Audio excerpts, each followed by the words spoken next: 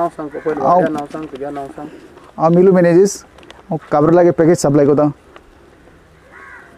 आम सगळे शेल्डे पंचायती सप्लाय करता सगळ्या घरांनी आनी आमगे 7 आयटम आहाय आनी पॅकेज 600 आमगेले प्रायस तर तूं एक 5 किलो रायस एक packet oil 1 kg sugar 1 kg palm तेल हाफ kg चना हाफ kg तूर दाळ आणि 3 kg आटा सगळे डोर टू डोर आम सप्लाय करताय तुमगे लोका भायर नाका आमगे लोकां आनी भायर सरपा नाका तुमगे सगळे बरे सप्लाय बी हय प्रॉब्लेम ना लोकांक कांय प्रॉब्लेम ना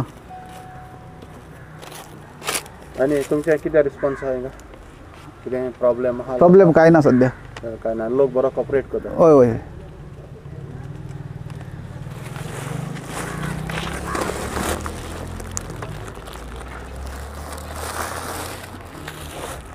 थँक्यू बस थँक्यू